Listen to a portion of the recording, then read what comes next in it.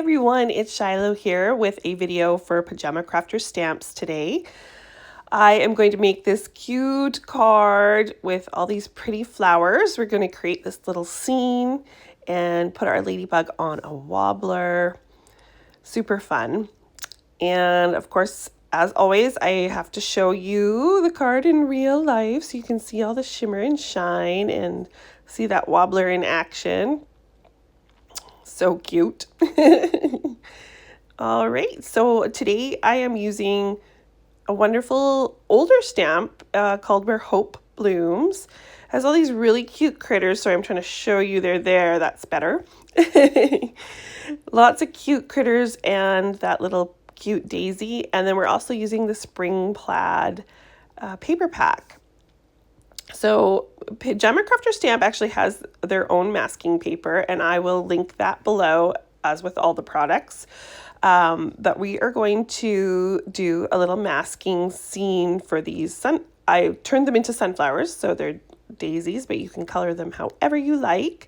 So I just stamped one on a masking paper, and now we're going to stamp out two just on our hammer mill cardstock to color with Copics. And I'm just going to show you the masking process for anybody that is new to that.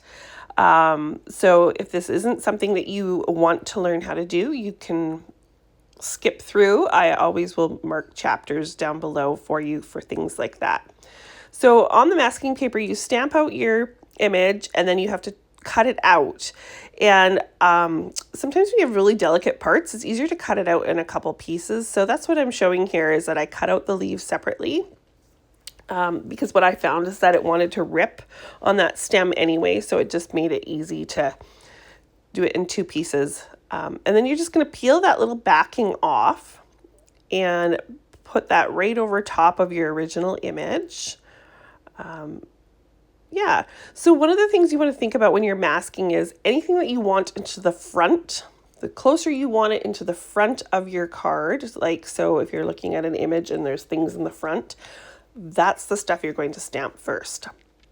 So this is a really simple process for masking, because we're doing the same image over and over again. But okay, so I saved the masks from my original card, so that's something you can do too. You can usually reuse.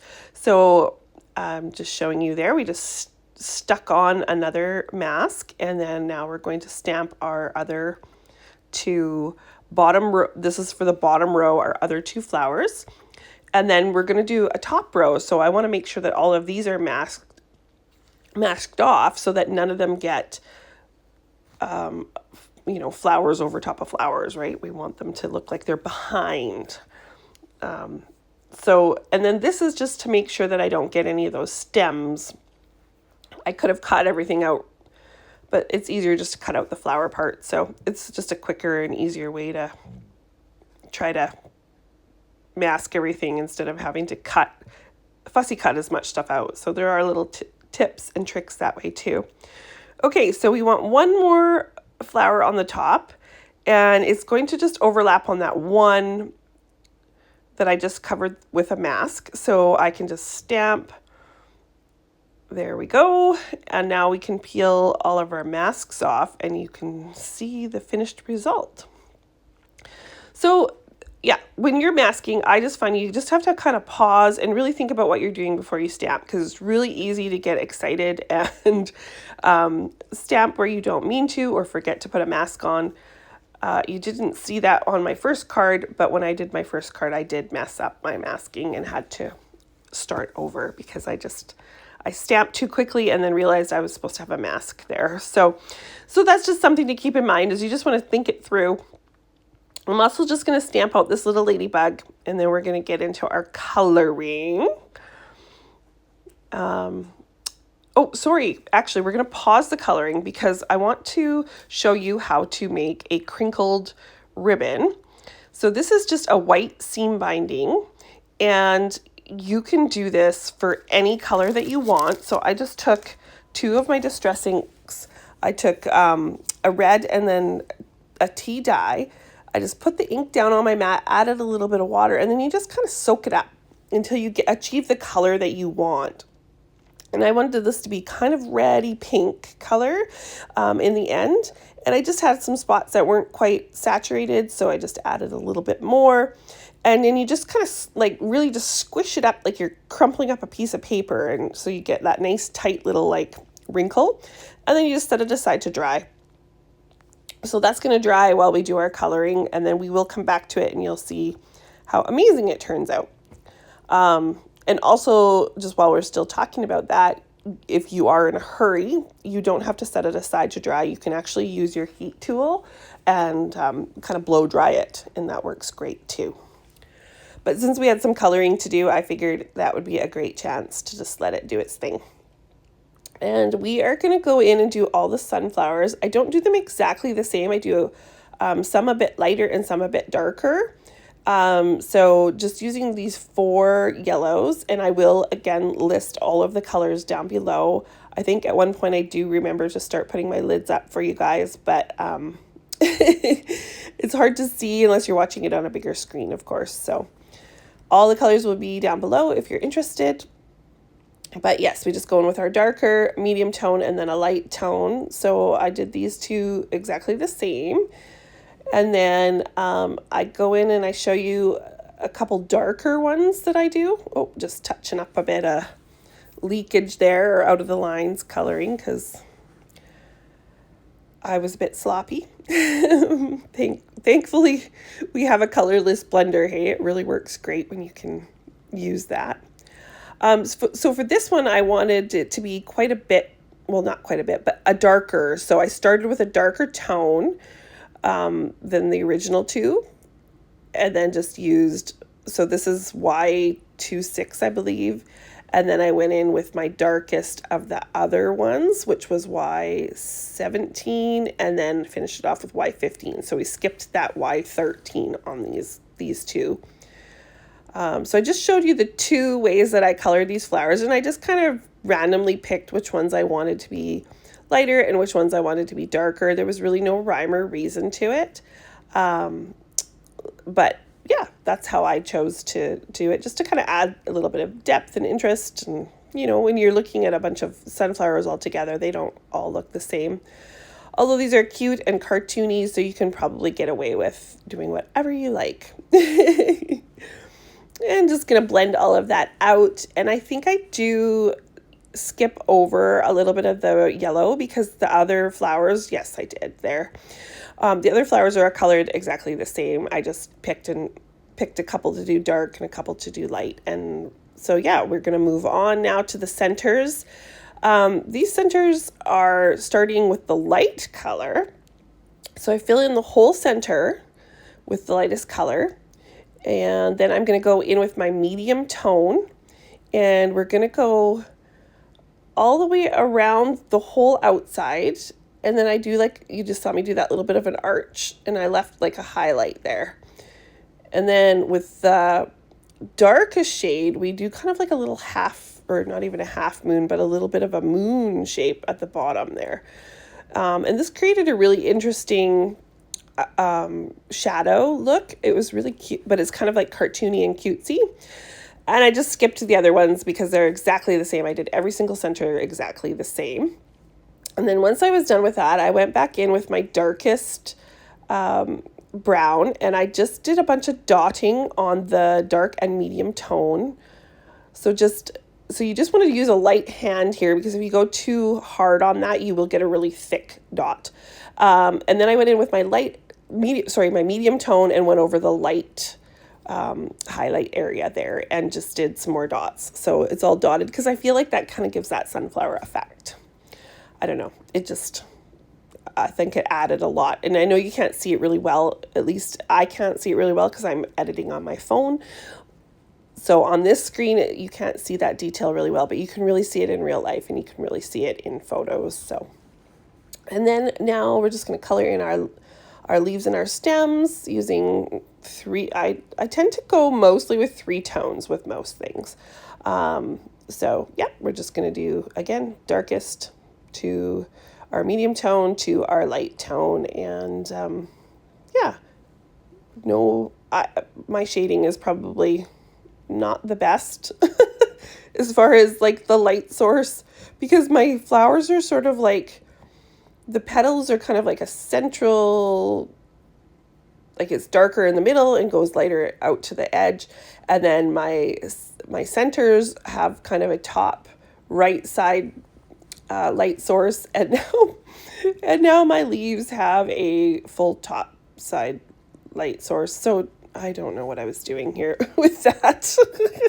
I do that sometimes. You just don't really think it out, but they are all shaded, and they look cute in the end. So whatever, it's just a card, and I'm not an artist. So this is just a pigment ink pen, which is wonderful if you want to fix anything that didn't stamp out correctly. So I did fix one petal, and then I just wanted to add in some stems for those top flowers, because of the way we stamped them, the stems would have been like up where the flower heads are, which wouldn't make sense in a field of sunflowers. So I wanted to add a stem, and I just went in and colored them the same as the others.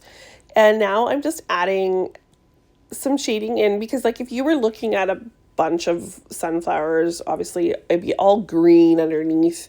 So I just kind of added a green, like I'll fill in this area below the florals, kind of in between the florals and the leaves here, you'll see. So I'm just going in with a bit of a darker tone and outlining that, and then going in with quite a bit of a lighter shade. And of course, artistically wise, you could go all really dark through here. I mean, you can really just do whatever works for you, but I wanted to give the illusion that, you know, there would be thousands of these or hundreds of these sunflowers in a field or something like that. So yes, if you were looking straight on at it, you would just see green behind there. That was my thinking. And then of course, for a bit of sky outline, I just find I do this often when I do color. I go in with either my Bs or my BGs, the really light shades. So this one is the 000, and then this is the quadruple 0. Yeah, so I blend that out now with the quadruple 0, and it just gives a little bit more depth to your image, I feel, but it's soft and subtle, so it's not like it's a harsh line. And then I will go back over the very edge of that with our 0 blender and blend that out yet again. So get lots of blending, and this just makes it look a little bit like a sky, or the illusion of a sky, without having to color in the whole background. Yeah. Okay, so I also want to just mention, while we are watching me finish up coloring, if you haven't already, please like this video, subscribe to the channel, hit that notification bell so that you don't miss any upcoming videos. And yeah, we would love to have you here regularly. Anyway, this is me going over that edge with the 0 blender, and it just kind of helps that fade out into the background. And now we are going to go back in and color this cute little ladybug. And we just go in with a dark gray for the black area. One of the things I've learned over time is that when you want a black color, you never go in with a black. You go in with a dark gray and blend that out. If I were to color this little face all black, you would never see the detail of her eyes and her mouth. So yeah, we need to blend that out so you can still see those details. So that's what we did. And I used the same colors for her head and her body as I did for the little dots as well. So you will see me do that in just a minute. And of course we have to add some pink cheeks. I know some people love to do this, some people don't. I am one of the ones that love it. So I added some pink little cheeks in. And yeah, here I am going into those circles. And I did use all 3 tones as well for these circles. But I think because they are pretty small, you could get away with doing just 2 tones if you wanted. Whatever appeals to you. And then once we are all done with our black, or grays. We're going to just add in the reds on her wings. And I just went close to her body with the darkest shade. And because I wanted a bit of a richer tone with the sunflower look, I did quite a bit more of the two dark tones. So I blended or pulled the darkest out a little bit more, and then I added in my medium color, and I just left like a tiny little bit left for the lightest color. I just wanted it to look quite like a really rich, deep red. I think that looks really pretty with the sunflower color there. So, and then we need to fussy cut this little one out, and I just skipped most of that because you don't really need to see me do it. But that's what we did with her. And she's all done. Now we're going to trim out our sunflowers, but we're going to use a die for that. And I just have these in my stash, but you could use anything that you like. My attempt here was to cut it off in a way that looked like they continued on each side, so that it looked like it was like a picture of a picture of a scene instead of like the whole scene.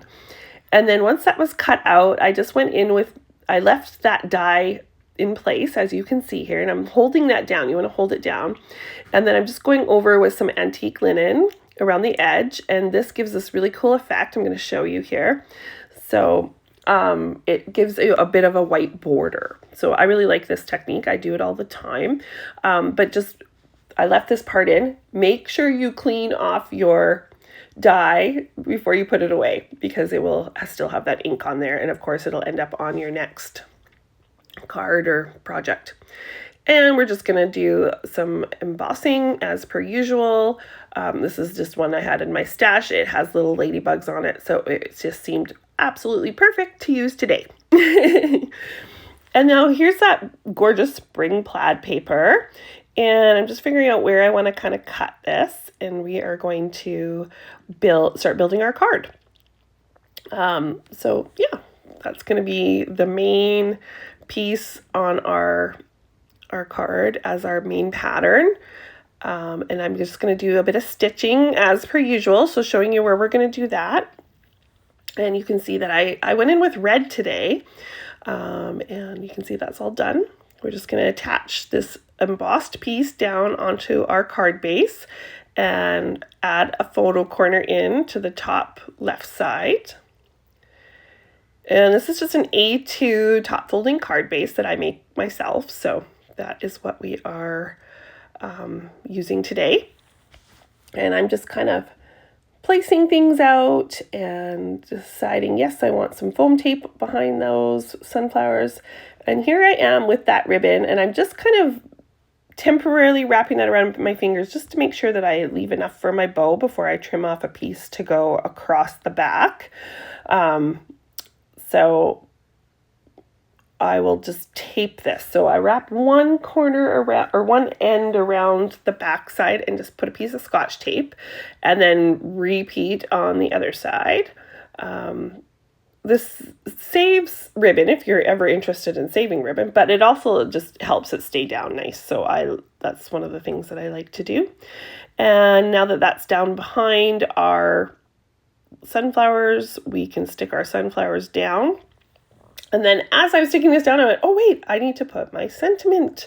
And I kind of had it tucked in on the original card, so I had to, I just stuck a piece of that backing from the adhesive underneath where it's going to be tucked under to save my spot, basically, while I die cut this out. So we just cut our sentiment out in a circle today, instead of like a traditional sentiment die, just something a little different. And we're going to put it right where that little bit of backing is, I guess we could call it. Sorry, I'm losing my words here. The words are hard today. Anyway, we're just going to get that in the right place, eyeballing it, making sure it's straight, and then we can stick that all down. And now we are going to put this whole piece on foam tape. You guys know that I love my dimension. Okay, and then I was thinking, oh yeah, I forgot to put on my lace. So we're gonna do that with my hot glue, but thankfully I just accidentally or whatever, it just worked out that I had just enough space there to still put that down. Otherwise I would have had to peel off a piece of that foam tape and do this first, but it worked out well. So I'm just gonna let that cool, and while it's cooling, we're gonna work on our little bow. So this is kind of how I do a lot of my bows, whether they're twine or not. I wrap like a figure 8 around my fingers, and I did that twice so that I have a double bow, and then I'm just putting the center down on a glue dot. And I realized once I did that, because it's ribbon instead of like a twine or something, it's a bit fat and it didn't want to really stay in place. So I just, you can see me here tying just a random little piece of twine around the middle and just tying a knot. And then that kind of holds the center in place better, as well as it tightens that center so it looks like an actual bow. And then you just fiddle with it a little bit, make sure it's even. Because I'm putting a button in the center, it doesn't really matter that that twine is there, right? So this works for any time you're going to use a button with, like, you could do the same technique with twine or baker's twine. Yeah, and I've done it with ribbon. You can do 2 loops, 1 loop, 3 loops sometimes I've done. So it just depends on what you want to do. But for the sake of today, we just did 2 loops. And we are hot gluing that button in the center, and we had just stitched through the twine through the center of the button so it looks sewn, and that's just going to cool for a second. Trimmed off our lace, and now we can stick down this whole piece onto our card base. Oops, I must have bumped the camera there, sorry about that. So that's ready to stick down. And then we are going to add our little ladybug. We're going to put her on a wobbler, and I just wanted to make sure this really stuck down well, so I actually just added some hot glue to it. And I do that for both sides. Like, even though it is sticky, sometimes I will do that. It just helps it stick down really well. I have had the odd wobbler pop off on me, but that's probably something that I've done because I tend to peel and replace things sometimes. So if I hot glue it, I know it's good and stuck. And then we have this ribbon is all nice and cool, the hot glue. So we just trim off those little white pieces. I trimmed off a little piece of the ribbon because it was a little bit long on one side, and then we just hot glued that down.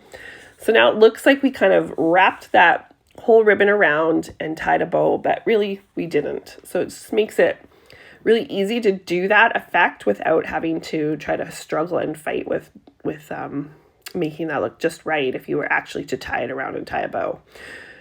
And just kind of add in some of these cute little hearts. These are just little clay hearts. Pajama Crafter Stamps has some of these. I will link that below, of course. They also have wobblers. I will also link that below. So everything will be linked. If you're interested in getting any of the things that we're showing today, this is also their wand. Their wand is amazing. If you haven't had a chance to try one, I'm addicted to it anyway. I've tried multiples before, and this one is my favorite. Okay, and now I am just going to finish off here with some stickles, just on part of the centers of these little flowers, and that will finish off our card with a little bit of sparkle. And there it is, all done, and the wobbler. And some photos here for you so you can see those up-close pictures and all the details. I thank you all so much for coming by today and watching, and I hope you have a wonderful day. We'll see you next time.